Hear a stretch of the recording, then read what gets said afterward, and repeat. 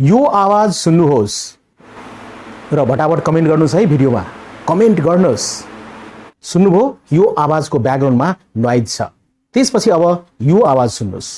र फटाफट कमेन्ट गर्नुहोस् है भिडियोमा कमेन्ट गर्नुहोस् सुन्नुभयो यो आवाजमा ब्याकग्राउन्ड नोइज छैन किनभने यसमा चाहिँ ब्याकग्राउन्ड नोइज हटाइसकेको छ अब साथीहरु आजको यो भिडियोमा म बताउन गएको छु यदि तपाई इन्डोर अथवा आउटडोर कुनै भिडियो सुट गर्नुभएको छ भने तर त्यसमा ब्याकग्राउन्ड नोइज छ भने त्यो नोइज कसरी हटाउने त सजिलो तरिकाबाट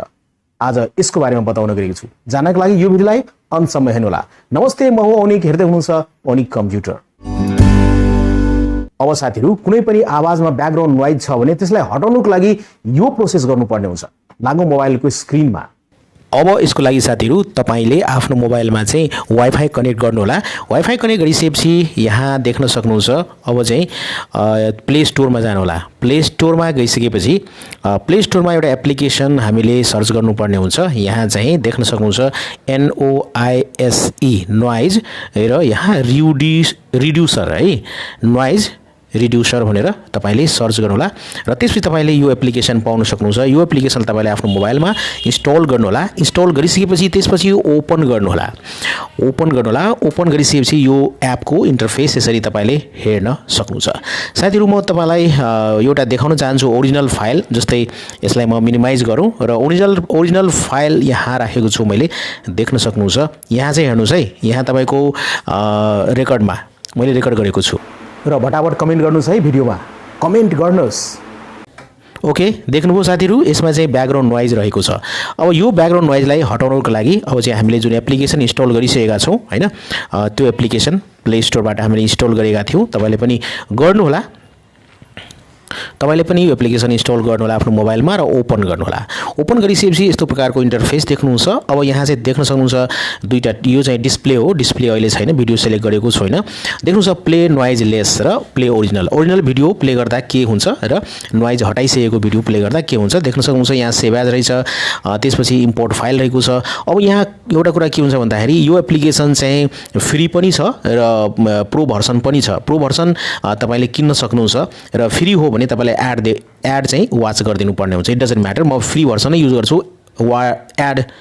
चाहिँ वाच गर्छु ओके यसको लागि पहिले इम्पोर्ट फाइल्स गरौँ इम्पोर्ट फाइलमा यहाँ दुईटा आउँछ अडियो तपाईले अडियोलाई पनि नोइज हटाउन सक्नुहुन्छ भिडियोको नोइज पनि हटाउन सक्नुहुन्छ म भिडियो गर्छु भिडियोमा म यहाँ टच गर्छु र त्यसपछि यहाँ छान्नु होला म यो छान्छु यहाँ देख्न सक्नुहुन्छ ओके यो छान्छु साथीहरु अब तपाईले देख्न सक्नुहुन्छ यहाँ चाहिँ एड आउँछ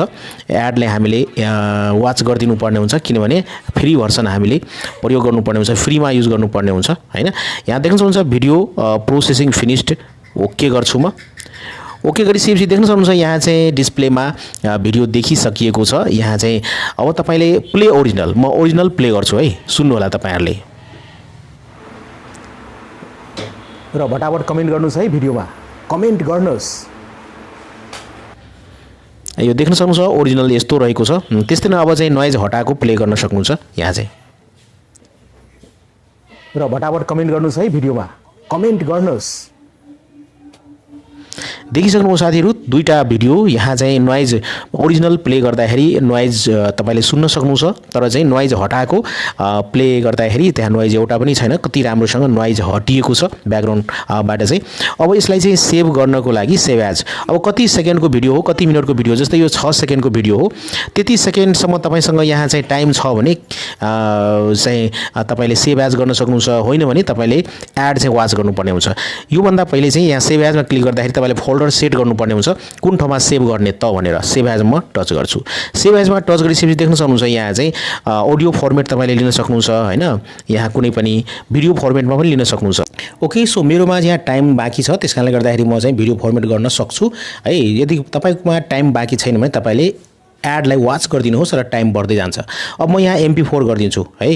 देख्न सक्नुहुन्छ यहाँ चाहिँ तपाईले देख्न सक्नुहुन्छ भिडियो सेभड सक्सेसफुली ओके गर्छु म ओके म देख्न सक्नुहुन्छ फाइल म्यानेजरमा जान्छु त्यस्तै नै यहाँ चाहिँ म भिडियोजमा जान्छु र यहाँ भिडियो आइसकेको छ साथीहरु देख्न सक्नुहुन्छ यो नोइज हटाइसकेको ब्याकग्राउन्ड नोइज हटाइसकेको भिडियो हो म प्ले गर्छु हेर्नुस् है र फटाफट कमेन्ट गर्नुस् है भिडियोमा कमेन्ट गर्नुस् हस् साथीहरु यो सानो भिडियो हेर्नु हो यहाँहरुलाई कस्तो लाग्यो कमेन्ट लाइक शेयर र च्यानललाई सब्स्क्राइब गर्नुहोस् फेरि भेटौँला अर्को भिडियोमा नेक्स्ट विषयवस्तुको साथमा अहिलेको लागि टेक केयर गुड बाइ जय नेपाल।